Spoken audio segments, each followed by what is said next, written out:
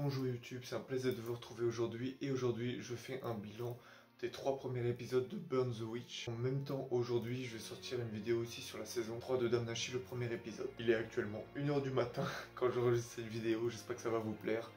Merci pour tout, n'oubliez pas de vous abonner. Burn the Witch, comme vous savez, c'est par le créateur de Bleach et du coup on peut le voir, il y a des petits détails qui sont pas cachés mais en référence. Le personnage de Noël ressemble beaucoup à Orihime, je trouve. Il y a la référence à Soul Society. Ce qui est cool, c'est que c'est quelque chose qui se passe à Londres, ce qui est quand même plutôt rare dans des animés japonais, que ça se passe en Europe.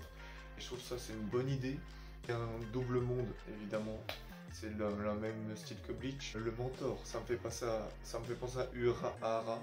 Je sais pas si c'est comme ça on dit, je sais jamais. Donc ouais, ça me fait penser à lui parce que bah voilà, un peu un gars mystère, on sait pas, mais il est super cheaté.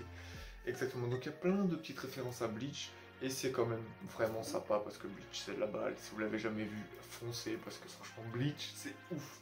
Et du coup, les 3 premiers épisodes, un peu mitigés quand même, parce que la question que je me pose avant tout, il y a des choses positives à retenir, mais est-ce que ça aurait été un gars inconnu qu'on connaît pas, que les gens ne connaissent pas la suite, on aurait accroché ces 3 épisodes? Je suis pas sûr.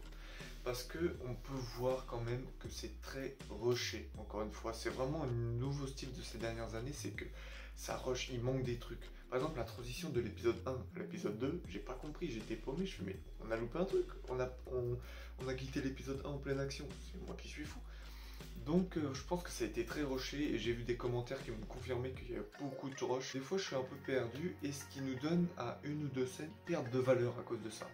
Un exemple, le plus gros exemple flagrant pour moi, c'est il me semble l'épisode 2 ou l'épisode 3, quand t'as l'autre, pas Noël, j'ai oublié son nom déjà, l'autre la blonde qui fait un peu la morale à sa pote.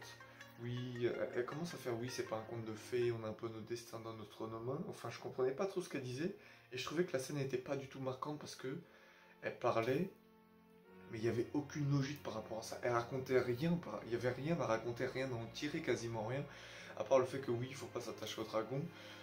Il n'y avait pas grand chose, je trouve, et je pense que ça c'est issu du cutage en fait. Le cutage a été mal fait ou trop fait entre guillemets, et du coup ça nous donne une scène un peu vide un peu d'émotion, on n'a rien ressenti. En tout cas personnellement j'ai rien ressenti. Ce que j'ai retenu, c'est que les personnages sont quand même cool et on a enfin entre guillemets un shonen, un shoujo qui met des filles en valeur et ça je trouve ça super bien. Le mec est vraiment l'antithèse, un peu la baltringue à traîner. C'est pas ce que je kiffe, mais écoutez, si pour une fois il y a les meufs en valeur et on doit avoir un mec en baltringue comme ça, c'est pas... Et encore, parce que ça reste quand même la pièce, un peu la pièce maîtresse. Ensuite les graphismes sont super cool. Les personnages aussi, donc je disais badass comme le mec aussi, Bruno. Bruno il est badass. Tout est badass chez lui sauf son prénom. Bruno c'est tout sauf badass. Les japonais il faut vous renseigner les mecs. Parce que quand tu t'appelles Bruno, c'est pas badass. Donc ouais, donc non, les graphismes et les personnages vraiment cool. On sait pas trop quoi en tirer. On a un peu des petites ficelles qui commencent à sortir. Donc on sait que le mec, j'ai oublié son nom, avec le sushi, si j'ai bien compris, si je me souviens bien, entre guillemets, il a un rôle clé, ça c'est sûr. Il attire les dragons, donc ça peut servir, mais on sait pas comment. Il attire même les dragons légendaires, si je comprends bien. Prend qu'il va avoir une quête sur ces dragons légendaires.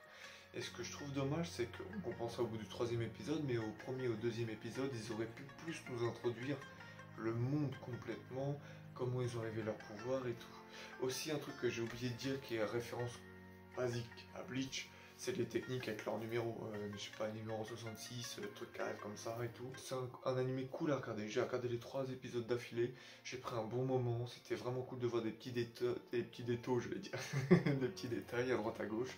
Ça se laisse regarder, j'ai hâte de voir un premier arc qui se construit. Et là c'est tranquillement en train de se construire. Peut-être que le personnage de Noël est un peu mou, c'est volontaire mais c'est un peu ouais, bref. Donc voilà, j'ai hâte de voir la suite, de voir si ces personnages féminins vont être encore plus forts, entre guillemets, charismatiques. Ça serait très important et très bien pour le développement à l'avenir. Donc vraiment dites-moi dans les commentaires ce que vous en avez pensé. Je vais essayer de faire des reviews tous les vendredis, samedis sur Burn the Witch. Dites-moi ce que vous en avez pensé, n'oubliez pas de partager la vidéo, likez, abonnez-vous, je vous dis à la prochaine.